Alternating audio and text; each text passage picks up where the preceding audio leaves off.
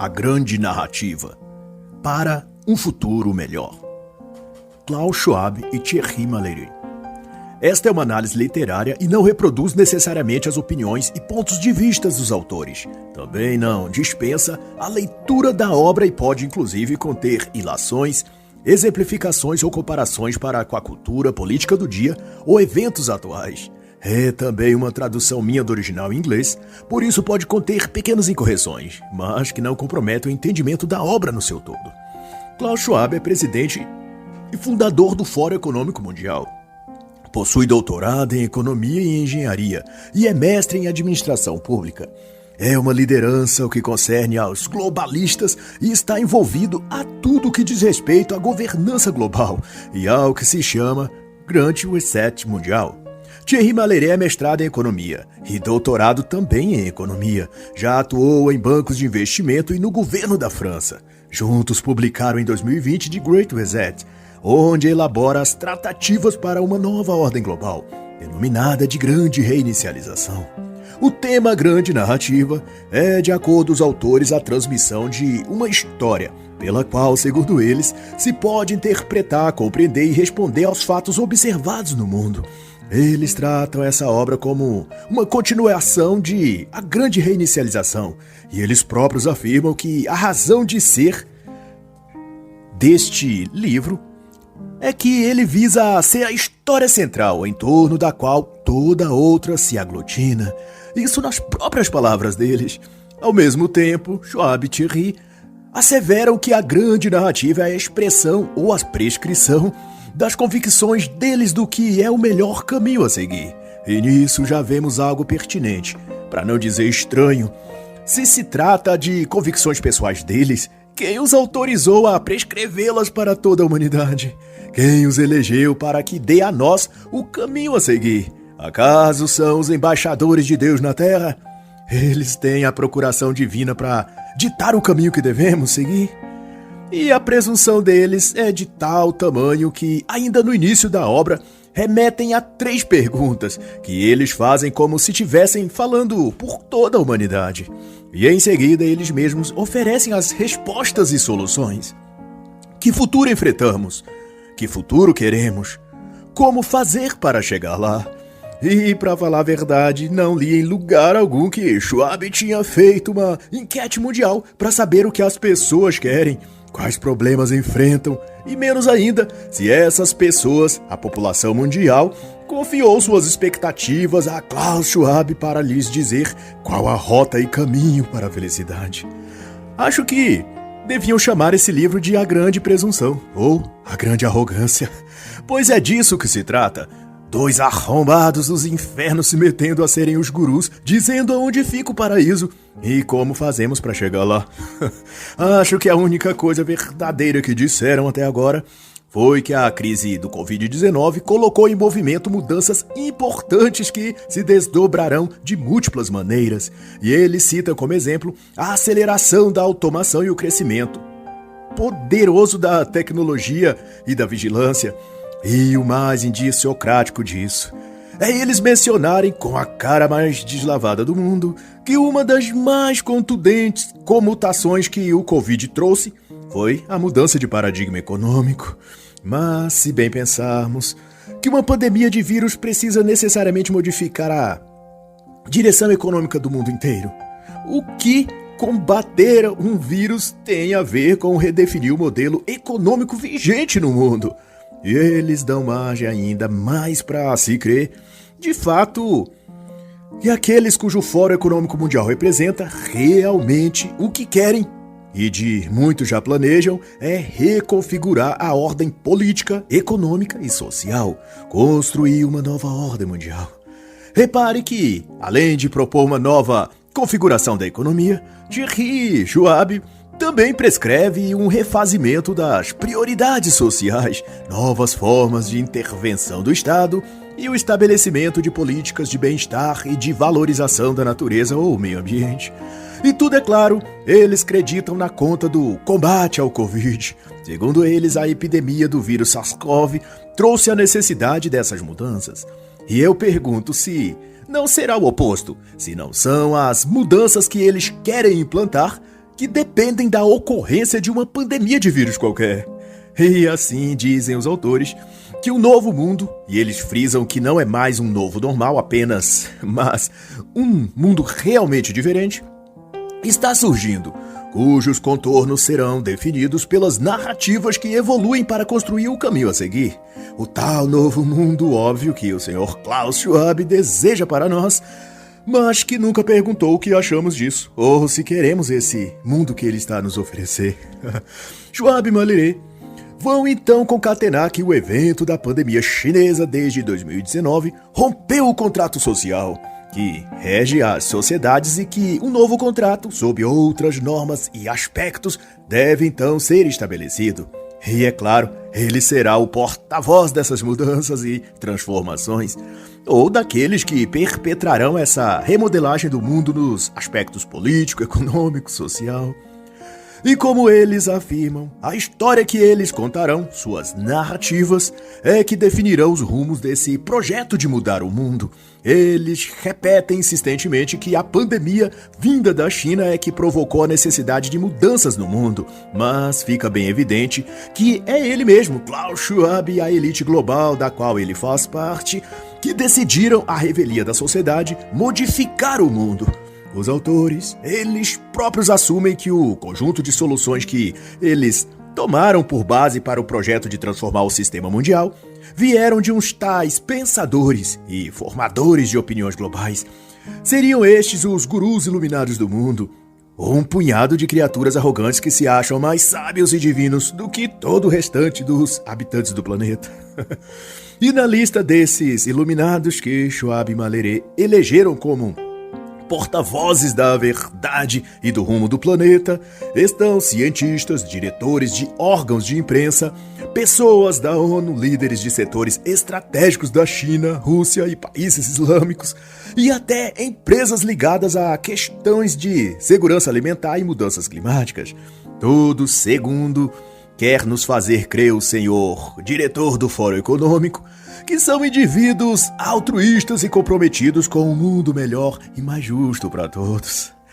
Por exemplo, estão nesse seleto grupo de divindades Margaret Chan, fundadora da Escola de Saúde Pública da China, e como sabemos, nada ocorre ou há na China que o ditador comunista Xi Jinping não esteja controlando. Logo vem a pergunta: qual santo teria produzido o milagre de fazer com que o líder imoral chinês, que oprime, mata e encarcera sua própria população em campos de concentração, de repente agora ficar tão amoroso com o restante da humanidade, que resolveu contribuir com a saúde e bem-estar de todos os habitantes do mundo, menos os da China, de seu próprio país, ao que parece.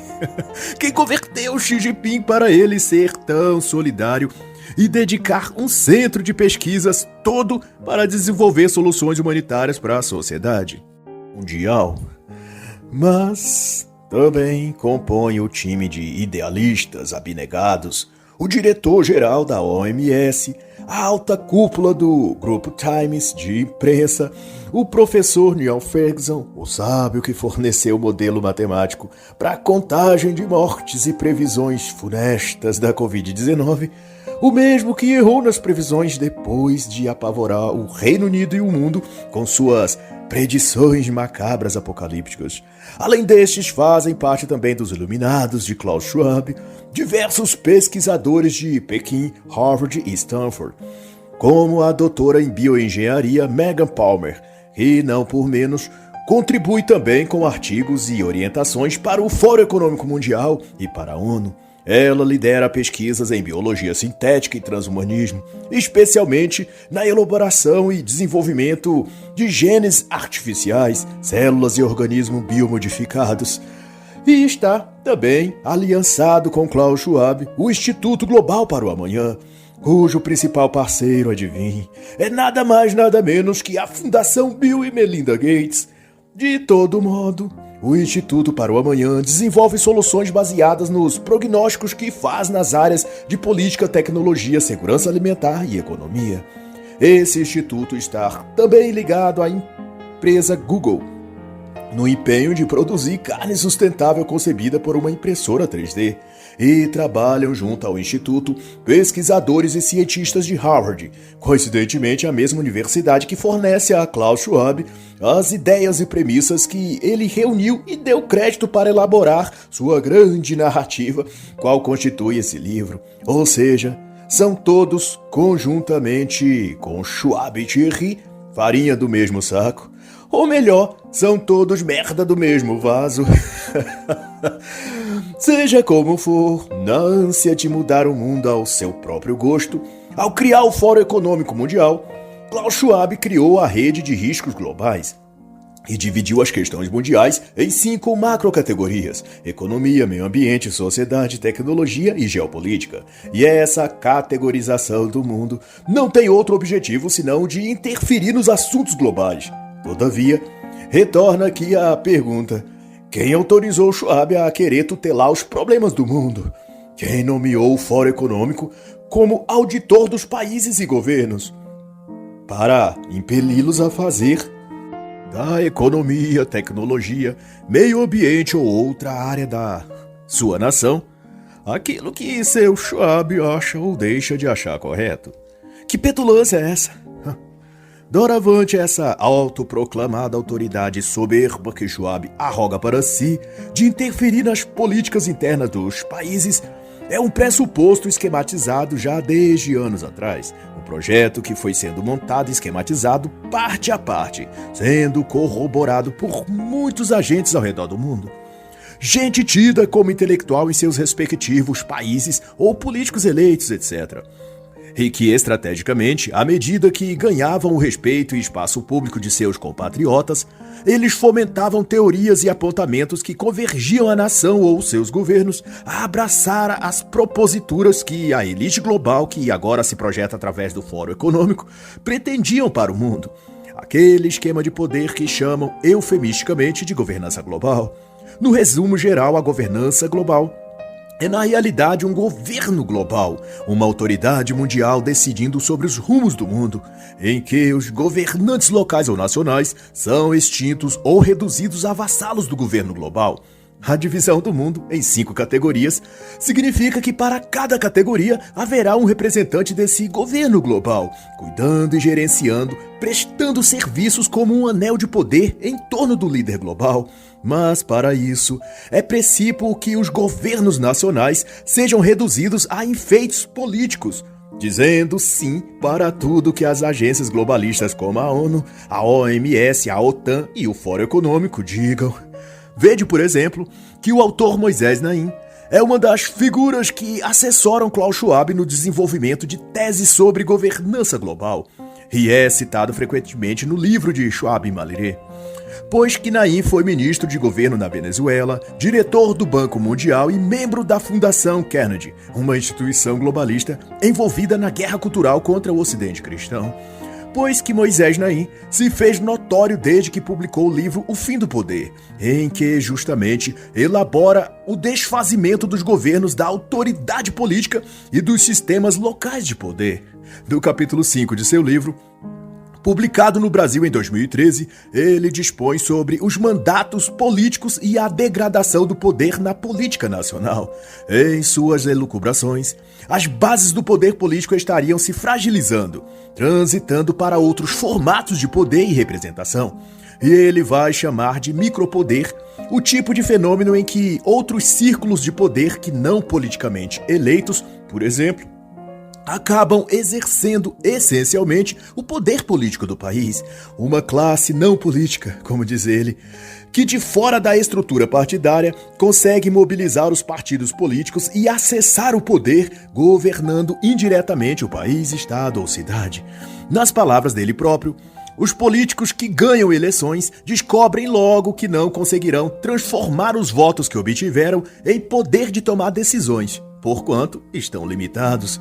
E se você ainda não correlacionou isso ao que exato está acontecendo no Brasil, de instâncias jurídicas como o STF, sem qualquer representatividade política mediante o voto popular, e ainda assim obstruem tudo em relação ao governo federal, e são quem está governando o país na realidade. Se você ainda não observou isso, eis o que escreveu Moisés Naim quanto a essa questão. Ganhar uma eleição, ocupar o topo de um governo, não é mais algo tão poderoso como já foi. Dos Estados Unidos ao Paquistão, da Itália à Tailândia, diz ele, vemos juízes investigar governantes e dirigentes políticos, a bloquear ou revogar suas ações, impedindo-os de aprovar leis e fazer política. E ele define a coisa na seguinte afirmação: os governos destes tempos são como gigantes paralisados por uma multiplicidade de micropoderes. Ao que parece, portanto, é que ao incutir essas ideias na opinião pública, não se estava relatando um fato apenas, mas instilando que os setores da política, do magistrado e da opinião pública e imprensa concorressem para esse fim, o que de certo aconteceu ao que se vê. E como prêmio pelo bom serviço, aqueles que, como Moisés Naim, colaboraram com a agenda de planos do Fórum Econômico e outras agências globalistas, receberam a oportunidade de cheirar o rabo de Schwab e ficar trocando figurinha com os senhores do mundo.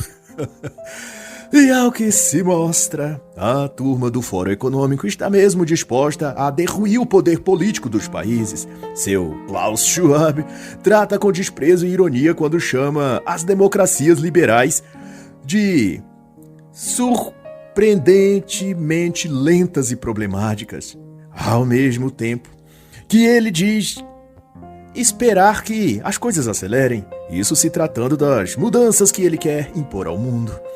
Em tom de escárnio evidente, para se ter uma ideia, ele também debocha do pleito eleitoral dos países, chamando de caprichos e sugerindo que só causam mal-estar e esgotamento.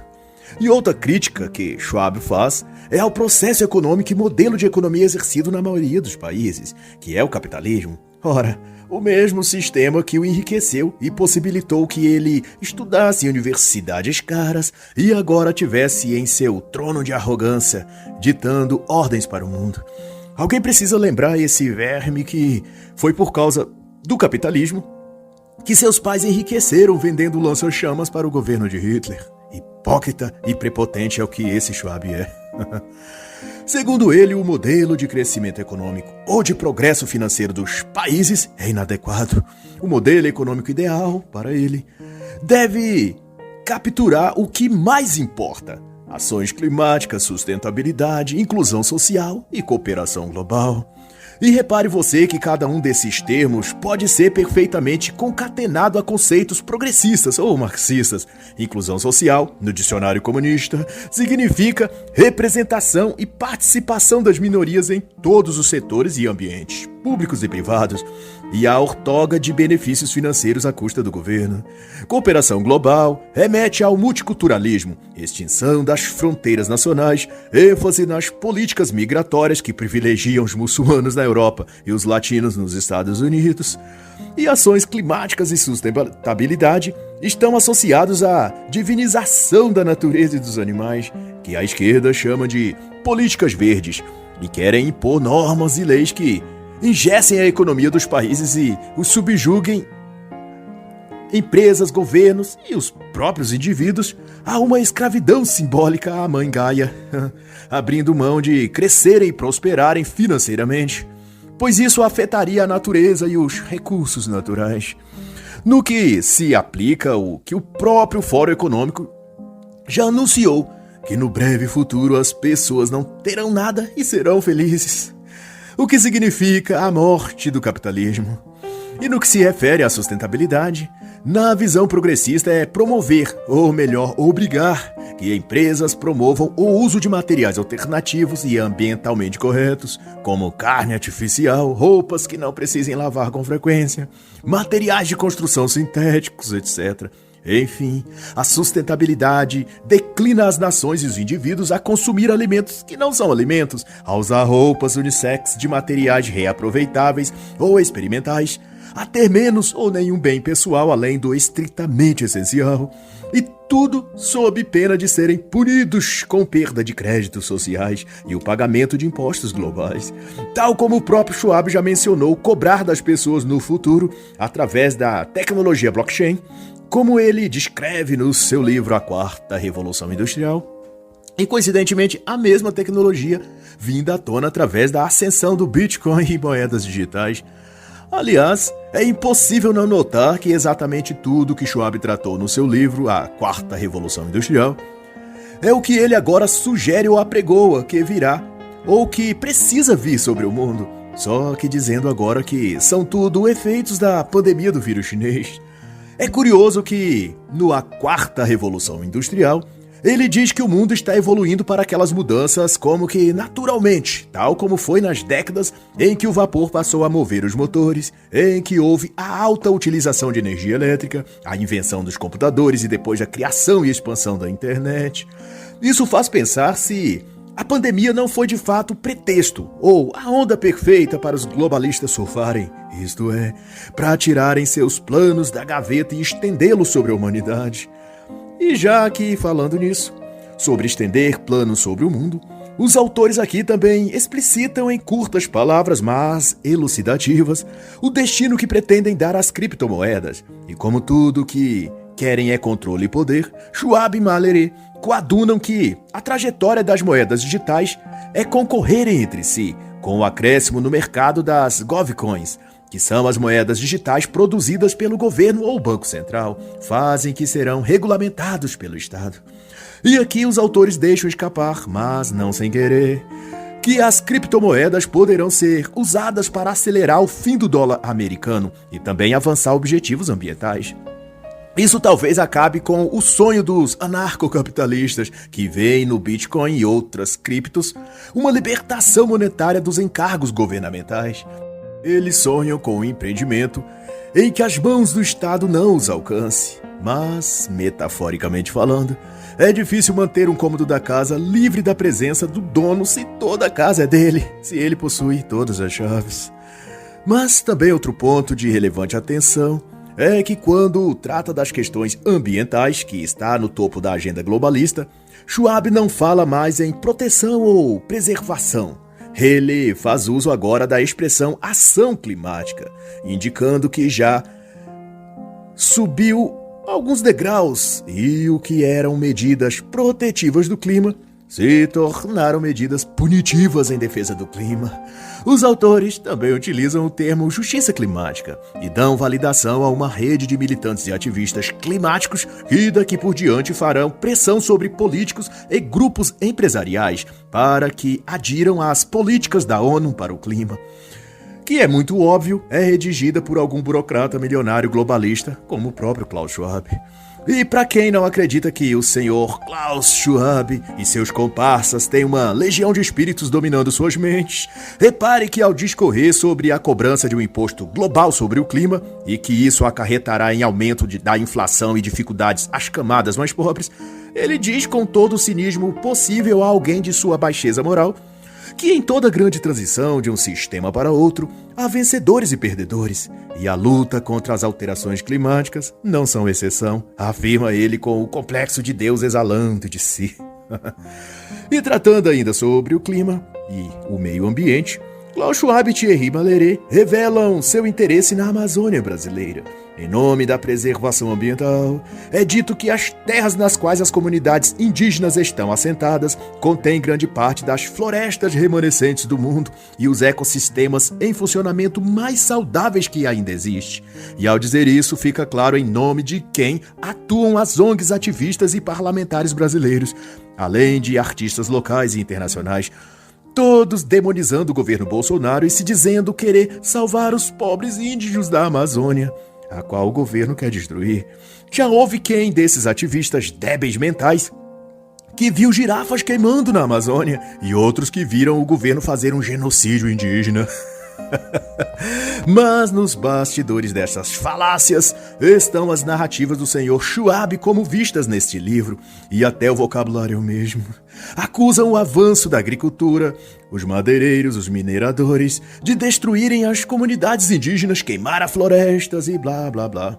Quem está por trás desse discurso? Acaso não se chama este livro de A Grande Narrativa? Não seriam esses argumentos todos sobre a Amazônia e os índios uma peça narrativa criada para defender os interesses dos membros do Fórum Econômico Mundial? Fica então a reflexão. No aspecto da geopolítica, por sua vez, tratando então outra questão, Schwab e Thierry jogam toda a culpa na pandemia de Covid-19.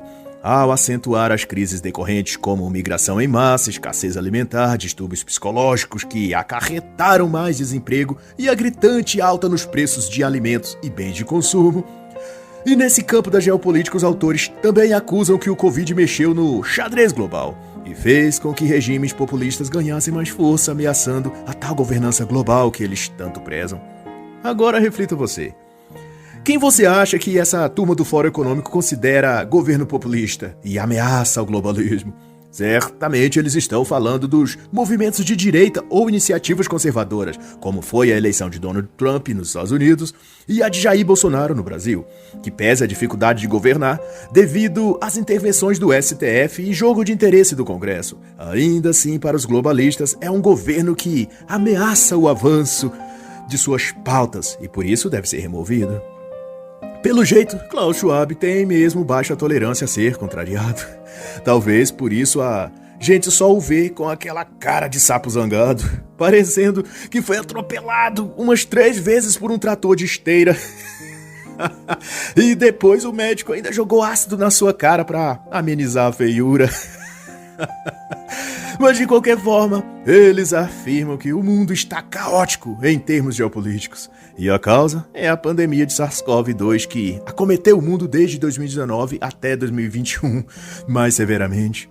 Pelo menos nisso eles estão mais humildes, pois há um certo jornalismo no Brasil que jura de pé juntos que os problemas do mundo é tudo culpa de Bolsonaro.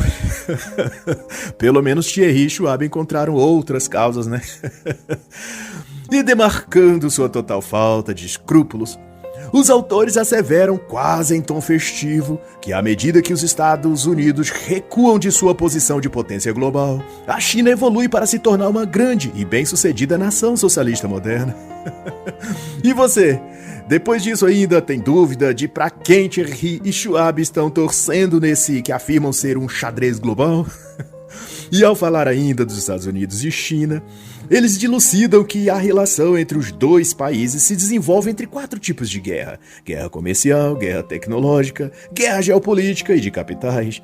Porém, confirmam que uma 5ª forma de guerra, a guerra militar armada, não está descartada, vindo à tona a partir do imbróglio geopolítico envolvendo China e Taiwan, o que provocaria uma 3ª guerra mundial. Depois disso, os autores passam ao menos 7 páginas divagando sobre o tópico sociedade, onde a primazia de suas verborragens é concernente à desigualdade social. E como não seria de outra maneira, eles lançam também sobre o Covid a responsabilidade de ter aumentado a distância entre ricos e pobres, entre os grandes salários e as classes minoritárias. E isso também é estratégico, porque é dessas alegações que eles procedem à justificativa de que precisam taxar as grandes fortunas. Mas o alvo deles é consabido: diluir a classe média trabalhadora, engessar os mais pobres na pobreza perpétua e consolidar os super ricos na riqueza plena. Pois se assim não fosse, por que o senhor globalista Schwab não demonstra na prática seu devotado amor e preocupação com os pobres, reunindo a turminha milionária dele e doando pelo menos 50% de suas riquezas para abrir escolas, poços artesianos ou saneamento básico para os que sofrem a miséria na África, por exemplo? Como ele se atreve a falar de pobreza se ele mesmo acumula milhões de dólares em suas contas bancárias? Quanto custa cada reunião que ele faz em gastos com transporte aéreo, hospedagens, almoços e jantares em restaurantes de luxo, em segurança privada, etc., cada vez que se mete em um desses encontros do Fórum Econômico, junto com um monte de magnatas convencidos de serem os novos deuses do Olimpo?